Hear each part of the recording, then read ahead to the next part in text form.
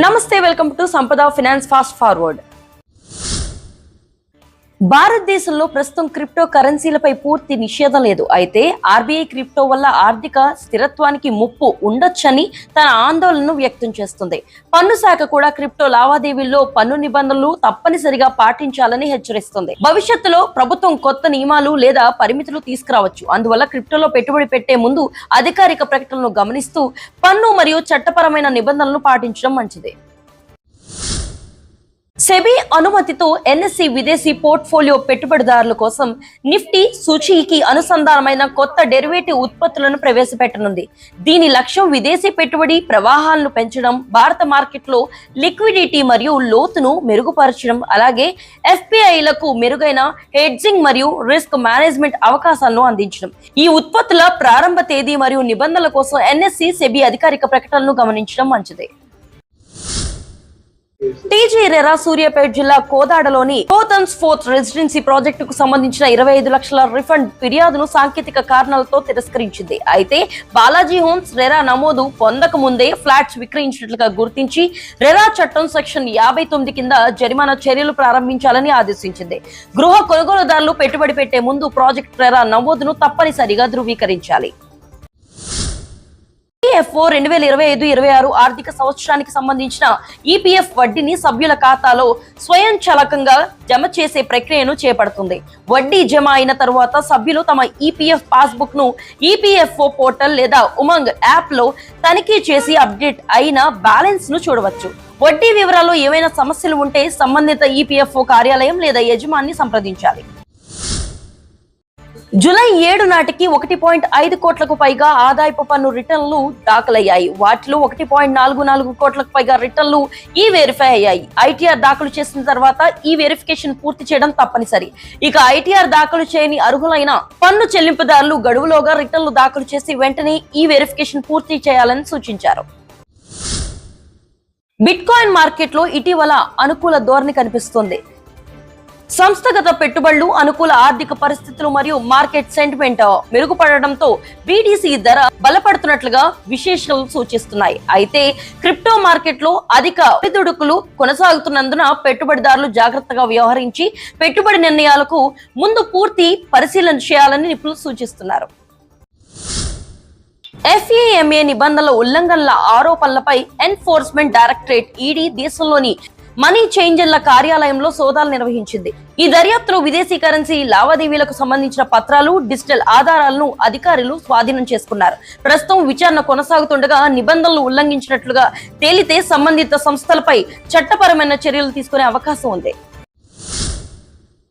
RBI అమలు చేస్తున్న కఠినమైన నియంత్రణ నిబంధనల ప్రభావంతో బీఎస్సీ డెరివేటివ్స్ ట్రేడింగ్ వాల్యూమ్లు 20-20% వరకు తగ్గే అవకాశం ఉందని మార్కెట్ అంచనా వేస్తుంది. ఈ తగ్గుదల వల్ల బీఎస్సీ లావాదేవీ ఫీజు ఆదాయంపై ప్రభావం పడే అవకాశం ఉంది. కొత్త నిబంధనల కారణంగా బ్రోకర్లు నిధుల సమీకరణ ఖర్చులు పెరగడంతో ట్రేడింగ్ కార్యకలాపాలు మందగించే అవకాశం ఉందని విశ్లేషకులు సూచిస్తున్నారు. కార్పొరేట్ వ్యవహారాల మంత్రిత్వ శాఖ కంపెనీస్ కంప్లైంట్స్ ఫెసిలిటేషన్ స్కీమ్ గడువును 2026 ఆగస్టు 31 వరకు పొడిగించింది. ఈ పొడిగింపుతో కంపెనీలు పెండింగ్ లో ఉన్న ఆర్ఓసి వార్షిక ఫైలింగ్లు మరియు ఇతర చట్టబద్ధమైన పత్రాలను రాయితీతో సమర్పించుకునేందుకు అదనపు సమయం లభిస్తుంది. ఈ అవకాశాన్ని వినియోగించుకొని పెండింగ్ కంప్లైంట్స్ ను పూర్తి చేస్తే జరిమానాలు, చట్టపరమైన ఇబ్బందులను తగ్గించుకోవచ్చు.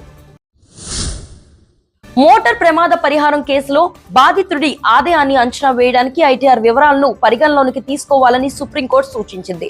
ఉద్యోగాల ఆదాయానికి తగ్గ సంవత్సరం ఐటీఆర్, స్వయం ఉపాధి పొందేవారి ఆదాయానికి గత 3 సంవత్సరాల ఐటీఆర్ సగటును ఆధారంగా తీసుకోవచ్చు. దీంతో ఐటీఆర్ పన్నులకే కాకుండా చట్టపరమైన ఆదాయ రికార్డుగా కూడా ప్రాముఖ్యత పొందింది. తెలంగాణలోని రంగారెడ్డి జిల్లా దేశంలో అత్యధిక తలసరి ఆదాయం కలిగిన జిల్లాల్లో అగ్రస్థానంలో నిలిచింది. సుమారు 11.46 లక్షల తలసరి ఆదాయం నమోదవడానికి హైదరాబాద్ కు సమీపం.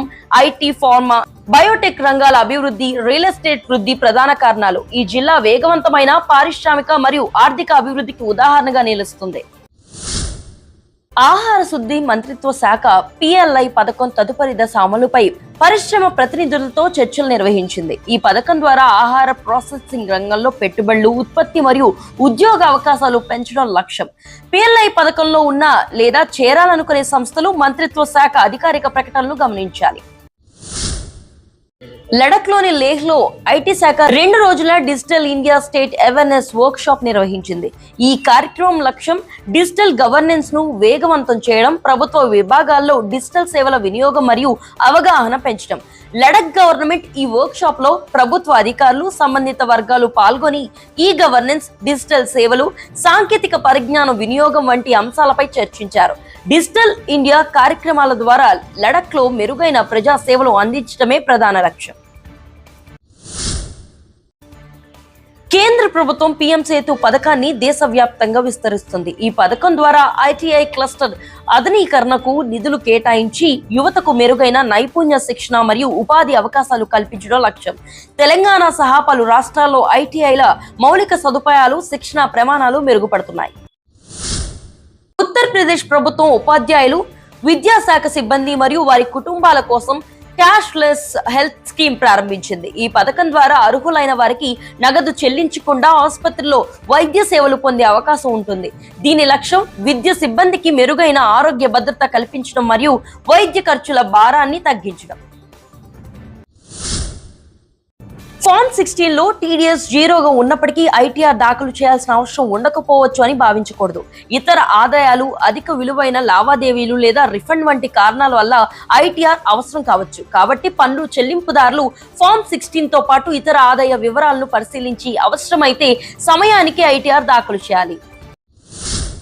లింగ జంటలకు ఆదాయపు పన్ను చట్టంలో జీవిత భాగస్వామి హోదాతో వచ్చే పన్ను ప్రయోజనాలు వర్తించాలా అనే అంశంపై బాంబే హైకోర్టు విచారణ చేపట్టింది. ఈ కేసు ద్వారా పన్ను చట్టాల్లో వివాహ గుర్తింపు మరియు జీవిత భాగస్వామి నిర్వచనం వంటి అంశాలపై స్పష్టత వచ్చే అవకాశం ఉంది.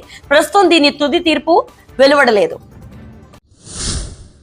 26 ఐటీఆర్ ఫైలింగ్ సీజన్ లో ఆదాయపు పన్ను రిఫండ్లు వేగంగా ప్రాసెస్ అవుతున్నాయి. ఈ వెరిఫికేషన్, ఆటోమేషన్ మరియు డిజిటల్ ప్రక్రియల వల్ల రిఫండ్ జారీ సమయం తగ్గుతుంది.